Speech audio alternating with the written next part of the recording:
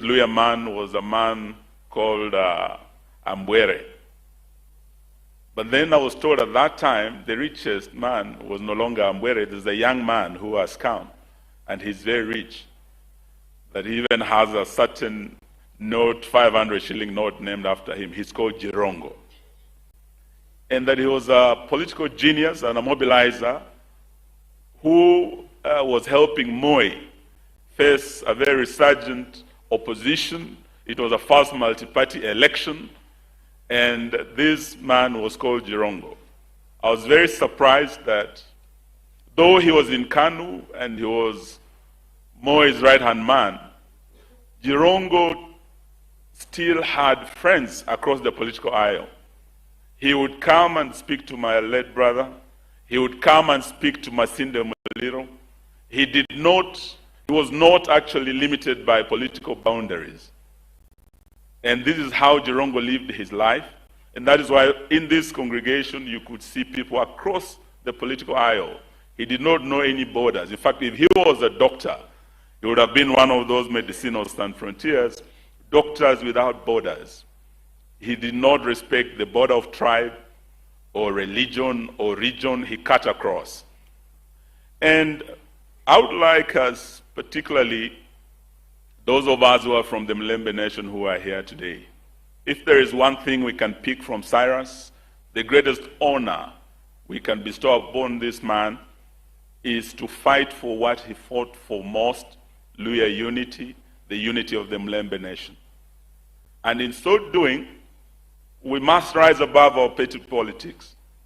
We must remember the words of Abraham Lincoln, who said, though we are politicians, we are not enemies, we are competitors.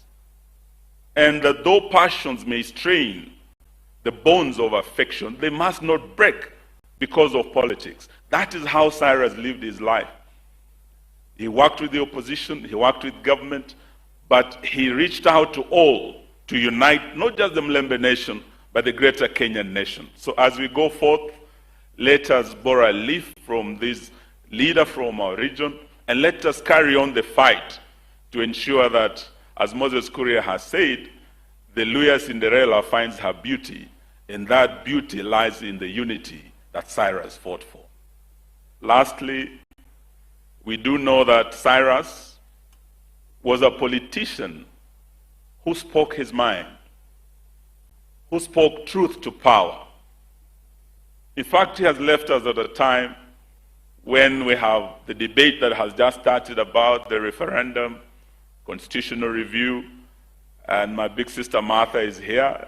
She led, as the Minister for Justice, the constitutional review that led to the review of our constitution and the birth of the 2010 constitution. That conversation has just started because they have the debate of Singapore. This is the time we would have liked the dynamite voice of Cyrus Jirongo to contribute to this national discourse that is just starting. I'm sure Cyrus might have said, well, we tried this at Bomas, at NADCO, at BBI. But right now, probably he would question, is it really our top national priority, the constitutional amendments that we want to talk about, when half of Kenya is going hungry? 55% of this country do not celebrate Christmas. Families cannot put food on the table. Up north, from Garissa to Wajir to Mandera, people are starving, and we cannot feed these families. And here we are talking about Singapore. He would have asked, our health sector is in a mess. For the first time, Kenyatta National Hospital is about to collapse. Just like a 100-year-old hospital in Kakamega called St. Mary's Mission Hospital that has been there since the colonial times is collapsing because of the failed Shah policies. He would have questioned some of these things, and we will miss that dynamite voice that speaks truth to power. And we must carry on this fight even in his absence. Thank you, and God bless you.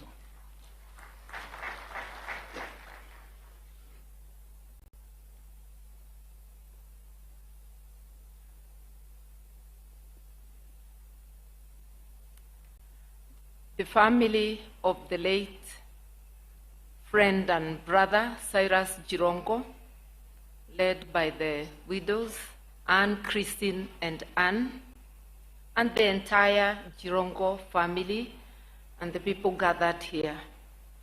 We are here to honor a friend and a brother. I met Cyrus before he started, before his entry into politics. And in line with his character, he had come to the courts to bail out a friend, now a big shot in government. And in that process, because I too had gone to help that particular mutual friend, we got to know each other. Later we were to meet in Parliament. He was in government, we were in the opposition, but that did not stop our collaboration. We've collaborated with Cyrus in many political seasons. Moses Kuria mentioned some of it in the runner-up to the 2022 elections. We were planning on collaborating moving forward. It's not going to stop. I say aluta continua. And I want to say something maybe that has not been mentioned. Cyrus had concerns about his safety. He was actually making arrangements to better secure himself. This accident came before that time.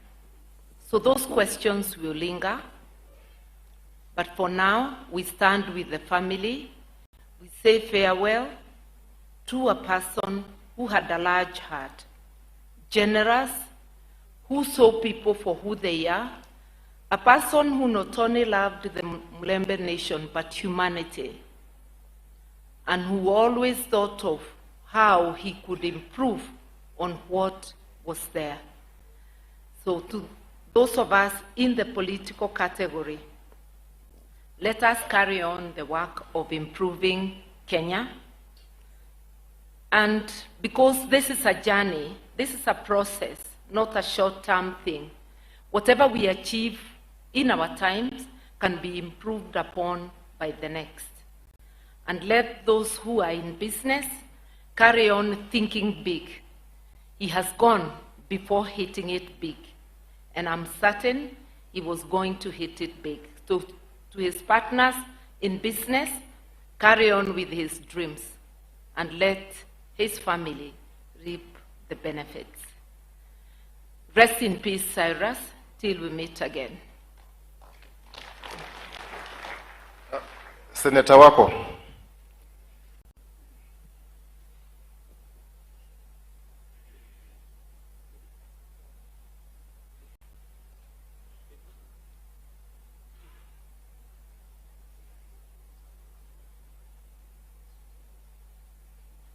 The future of AI lies in agents that complete complex tasks end to end. But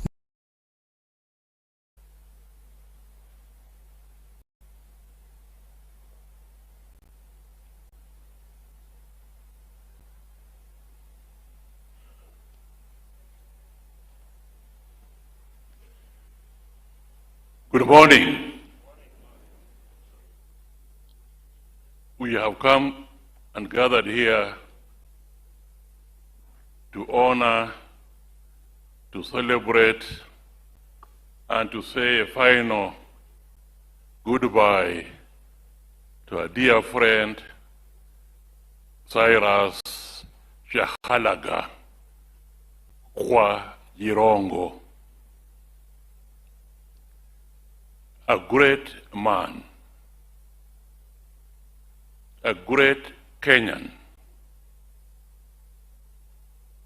a leading entrepreneur,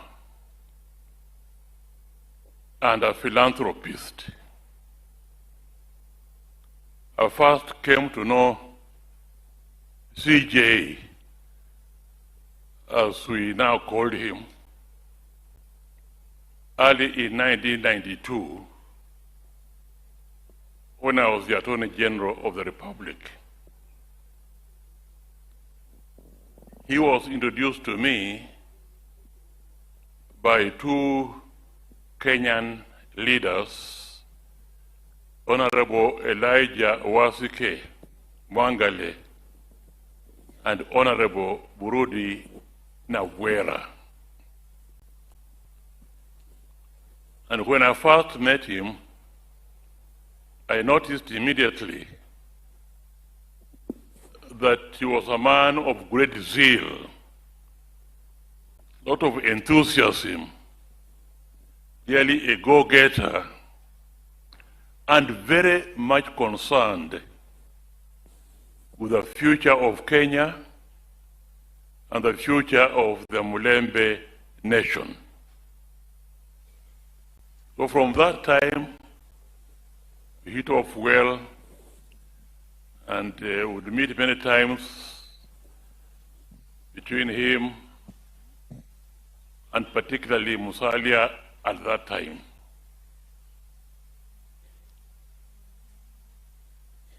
Then one day he came to the office and gave me a surprise of my life. I had just been in the office for about 1 year.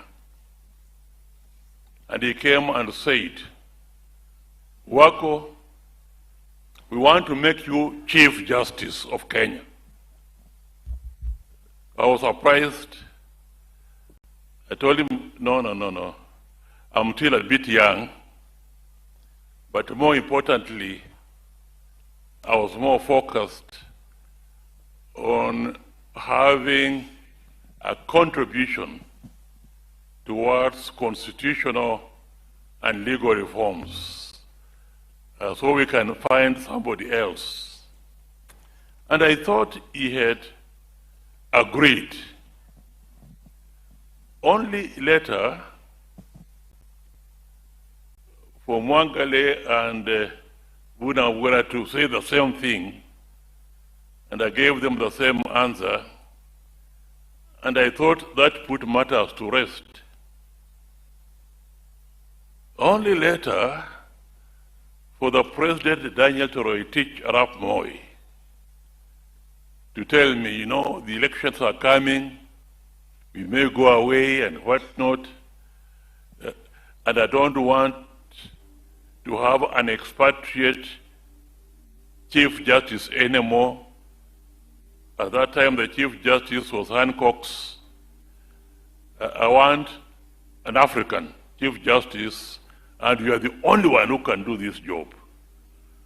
I explained to him in the best possible manner that maybe not. Then he told me, you get me a black man from anywhere in Africa, black man, to come and replace Hancock's.